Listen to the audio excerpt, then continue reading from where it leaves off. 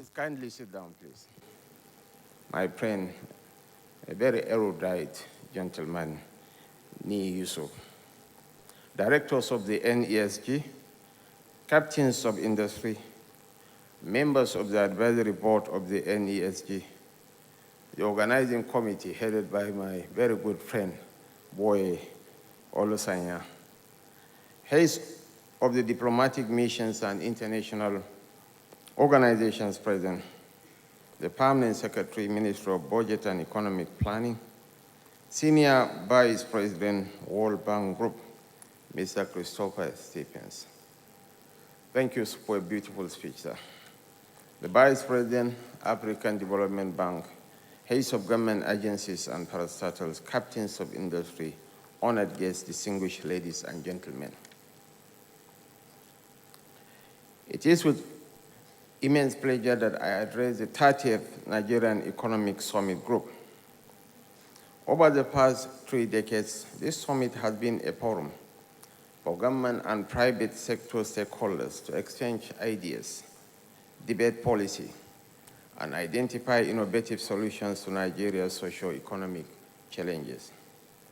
The theme of this year's summit, collaborative action for growth, competitiveness and stability, could not be more appropriate, as it encapsulates the pressing need for concerted efforts to address the multidimensional issues we currently face. Like many other nations, Nigeria has experienced significant economic turbulence over the past few years.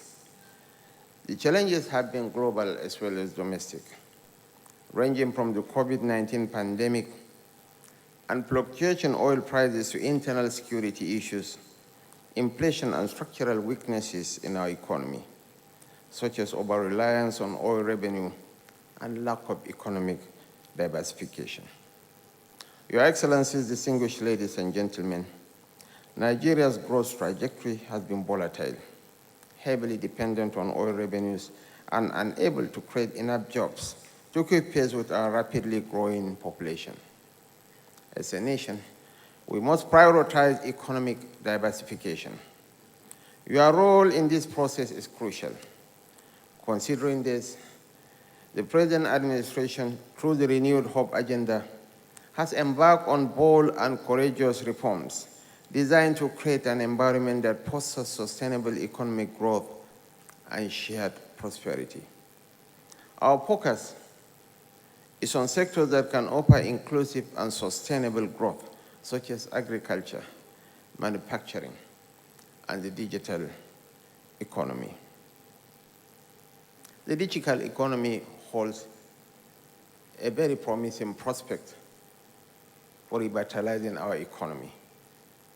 According to Korn Ferry, a global finance consultancy outfit, there will be 65 million global talent deficits by 2035.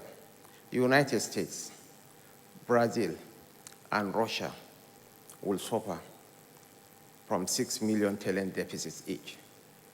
The global talent powerhouse, India, by 2035 will only have 1 million surplus. And there are more English speakers in Nigeria than in India. And in terms of age, the average age of the Nigerian nation is 16.9. I believe, fervently, like all of us here, that wherever Nigeria goes, that's where Africa goes. I'm an eternal optimist, but I'm also a realist. We need to harness our potentials so that we can transform our anticipated demographic bulge into demographic dividends, not the demographic disaster that will consume all of us. As rightly said by my friend from the World Bank, some of the policy decisions, the policy options available are painful, but they were almost inevitable. My heart and the heart of President BOLA Tinubu goes to the Nigerian people. We empathize with what the poor and the young are going through in the Nigerian nation. But we had no option, as he rightly said. Yes, some of these decisions are unpopular, but the truth that sets men free as H.S. Aga said, is most often the truth that men prepare not to hear. But what he said were very poignant and were very, very truthful. We have thus prioritized investment in critical infrastructure, enhance our social safety nets, and promote innovation across all sectors. I am pleased to report that we are making significant strides in addressing several key issues, including regulatory bottlenecks and ease of doing business challenges. This progress should instill confidence in our collective ability to overcome those challenges. Our objective is to ensure that the Nigerian economy is inclusive, where small and medium-sized enterprises can thrive alongside large corporations, and where every citizen, regardless of location or background, can benefit from economic opportunities. We have initiated various programs such as the MSME hubs and single-digit loans for manufacturers designed to provide entrepreneurs with the support they need to succeed. We have also introduced the Credit Corporation to offer our workers consumer loans with single-digit interest. These initiatives collectively will boost the economy and ensure it remains competitive in Africa and globally. Economic growth and competitiveness can only be sustained with political and economic stability. Since 2009, Nigeria has faced numerous threats to stability, from security challenges to macroeconomic, macro-fiscal imbalances. The present administration is fully committed to confronting these issues head-on. We are investing heavily in security operations to combat terrorism, banditry, and other forms of insecurity that threatens lives and livelihoods. Your Excellencies, distinguished ladies and gentlemen, we are also implementing fiscal reforms to stabilize the macroeconomic environment, removing fuel subsidies, unification of exchange rates, and debt management strategies are all part of a broader effort to restore economic balance and ensure long-term stability. It is also important to note that stability is not just about managing crises as they arise. It is about building a resilient economy that can withstand shocks, ensuring the stability of the macroeconomic indicators and sustain growth trajectory. To achieve this, we must strengthen our social safety nets and ensure that the most vulnerable members of society are protected during tough times.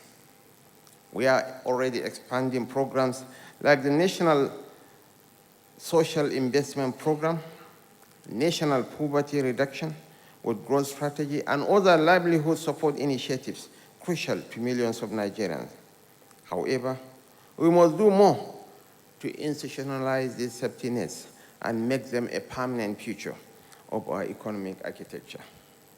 No single sector or stakeholder can address these challenges alone. What we need now, more than ever, is collaboration, where the public and private sectors, civil society and international development partners collaborate to drive a shared vision for growth and development. I want to emphasize that the challenges before us, while significant, are manageable and can be overcome with the right policies, the right partnerships, and the right level of commitment. Nigeria can emerge stronger, more competitive, and more resilient. The Nigerian Economic Summit remains invaluable for fostering the dialogue and collaboration needed to move our country forward. Let us use this platform to discuss and make actionable recommendations that will inform policy to drive growth, enhance competitiveness, and secure long-term stability for Nigeria. I beseech thee, I implore on all of us here, I would like to impress on every Nigerian in this gathering. The challenges before us are not insurmountable, but together, we shall overcome these challenges. The trajectory of global growth is facing Africa. Nigeria will make or mar that transition. Africa missed the agricultural age. We miss the industrial age. We are now in the knowledge-driven post-industrial revolution. We cannot afford to miss this trend. We have the talents. We have the population. Of the 8 unicorns in Africa, 5 are in Nigeria. Flutterwave, Interswitch, Paystack, and the Gel. These are the drivers of change. We should spread hope. We should be harbingers of hope, not of pessimism, not of delusion. Other nations are equally facing similar challenges, but they were able to overcome. We have to fuse into one, irrespective of our differences in political affiliations, religious persuasions, tribal or sectional background. Weaponizing our economic challenges does not help anybody. Because whatever others from outside the world will pick about Nigeria is the narrative at home. When our own people are running down our nation, what impact will it make on the global community? I stand to be corrected, but more people are killed every day on the streets of America than in Nigeria. But do they emphasize those losses? Go and get the statistics for the city of Chicago on a weekend, and then we can compare notes. On this note, I am honored to declare the 30th Nigerian Economic Summit open. I wish you fruitful deliberation. Thank you for your attention, and may God bless the Federal Republic of Nigeria. I'm happy because Nigeria is an important country at a very critical juncture, and I would rather be here today than anywhere else. So I was asked to talk about the most pressing challenges affecting Nigeria and Africa's economic development and growth. So I'm going to focus on Nigeria for a very simple reason, because Africa goes as Nigeria goes. So given its size and significance and the success of Nigeria's reforms that are happening today, will give a big boost to countries across the continent. And because the whole world has a stake in Africa's future, the whole world needs to pay attention to what Nigeria is trying to do today, and actually the whole world is paying attention. So as I speak though, there is a lot of suffering in all sections in all parts of Nigerian society, but especially among the poor and the young. They want good schools, they want decent colleges, they want decent healthcare, good jobs, and safe conditions that allow them to use this potential, to make full use of this potential. But high inflation is hurting everyone today. It is hurting them the most. So oil wealth that should be used for the welfare of all Nigerians has for too long been used to benefit just the elites. The elites are also being hurt by these reforms that started last year, but they have done very well in the past, and they have built big buffers. The ordinary Nigerians are being hurt even more, and they were hurt much more by the policies of the past, and they don't have any buffers. So their welfare should be uppermost on our minds today. So you're probably thinking, tell us something we don't know. Have you come all the way from Washington to tell us this? So I will talk today about things that you can probably see more clearly from far away than from close up. So I will instead remind you that the problems that are being tackled today in the Nigerian economy first surfaced more than 40 years ago, when oil prices began collapsing in the early 1980s after the big oil boom of the 1970s. So I'll make a brief detour into history because I think it is important to do so.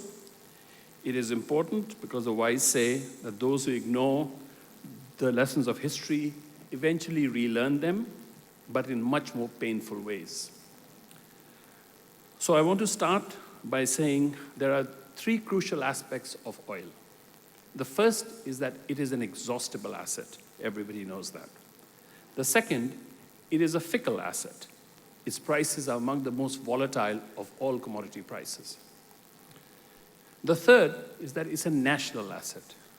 And this means that, like Nigeria's forests and seas and rivers, its benefits have to be shared across every segment of the society and across all generations. So over the last 40 years, oil has come to dominate the Nigerian economy. Nigeria's economic growth, its exchange rate, its stock market, all move with the oil price. But this was not always the case. It happened because of poor fiscal and exchange rate policies during the oil boom of the 1970s. Massive increases in oil prices brought massive increases in wealth. Yet Nigeria's fiscal deficit shot up to between 7 and 10% of GDP. What happened also was that current account, the deficits in the current account also ballooned, along with external debt. In short, what happened was that Nigeria's fiscal policy became highly pro-cyclical. So what ended up happening was that the government ended up amplifying oil price volatility instead of reducing it. Instead of insulating ordinary Nigerians from the vagaries of oil markets, the government made them even more vulnerable. This was the first mistake. Then oil prices started to fall. They started to fall in the early 1980s. This meant that the value of the naira fell as well. But instead of letting the exchange rate adjust to the new reality, Nigeria decided to prop up the naira. The government tightened foreign exchange controls and import licensing requirements. In doing so, it set the stage for a parallel exchange rate market to emerge, creating a big gap between the official and the unofficial exchange rate. This meant that ordinary Nigerians would have to pay many more naira to buy dollars than better connected people. This was the second mistake. These two mistakes led to two bad outcomes. The first was that businessmen began chasing import licensing at the official exchange rate because it guaranteed them a profit at the nation's expense. The second is that agricultural and manufacturing exports were decimated because the difference between the parallel and the official exchange rate essentially became a crippling tax on exports. So between 1970 and 1982, the production of Nigeria's major cash crops, which is cocoa, rubber, cotton, and groundnuts, fell between 30 and 65%. By the middle of the 1980s, cocoa was the only real agricultural export left. But its volume had actually shrunk by 50%. Nigeria's share in cocoa production fell by half to 8%. So Nigeria had, in short order, become both oil-dependent and grossly distorted. It was now an undiversified economy with a rent-seeking society. Nigerians soon realized that this posed dangers to this great nation. So some of you are old enough to remember that Nigeria attempted a serious reform in 1987. My colleague Brian Pinto, who is here today, was a young economist at the time. He and the finance minister, by the way, joined the World Bank's prestigious Young Professionals program at around the same time. I think they're both in ABUJA today. But essentially, what this meant was that this involved reducing fiscal deficits and trying to return to a market-determined exchange rate via the second-tier foreign exchange market known by its acronym SFEM. But by then, an external debt overhang had developed, and it strangled the economy for the next 2 decades. This lesson is worth repeating. A very short period of poor oil wealth management, which benefited a handful of rich people, had painful consequences for nearly all poor Nigerians, which persisted for a generation. Now, Nigeria isn't the only country to learn this lesson. Venezuela and many other oil exporting countries have learned the same lesson. Like Nigeria, they've learned it the hard way. Okay? So this is all very depressing. So I'm going to tell you a more uplifting story. Okay? So let me give you an example of a country that has managed its oil wealth well. This country adopted an oil price fiscal rule that not only insulated the non-oil traded goods sector against oil price volatility, but also helped to build a cushion of foreign exchange reserves, a big cushion of foreign exchange reserves. It managed its oil wealth with an eye to the future, to helping not just the current generation, but also future ones. So I'm sure that all of you are thinking, especially the Nordics here, are thinking, he's talking about Norway, which is often held up, and correctly so, as best practice. Actually, I'm referring to Nigeria between the years 2003 and 2007.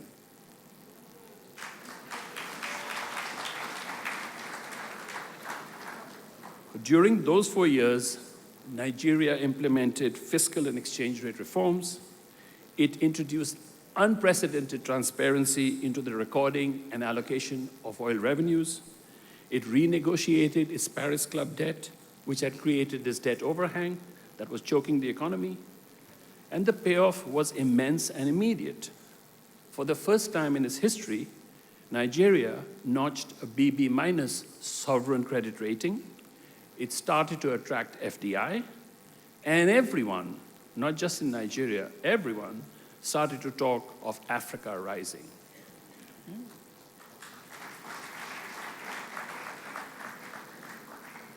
Nigeria rising is Africa rising. We know this from the past. It will be true. It will be true in the present, and it will be true in the future. Okay? Actually, not long before that, Norway had taken a course very similar to Nigeria's. Norway was quick to learn from its policy mistakes during the 1970s, when fiscal policy was pro-cyclical, just as it was in Nigeria. The governor of Norway's central bank actually noted in a 2015 speech, he said, "We learned from our mistakes. The oil fund mechanism in 1990 and the fiscal rule in 2001 were introduced to discipline fiscal policy in such a way that Norway's petroleum wealth would also benefit future generations." So the main difference between Nigeria and Norway is not that they didn't put in place good policies, one did and the other one didn't. The main difference is that Norway has stayed the course for much longer. Now, it's true that there are also other big differences between Nigeria and Norway. Nigeria's population is much bigger compared to its oil wealth. Its demographics also quite different, in many ways much better. But its economic governance institutions are less credible, and they need to become much more credible. But the basic principles that guided the Norway reform and the Nigerian reform are the same. And they are: 1, learn from your policy mistakes.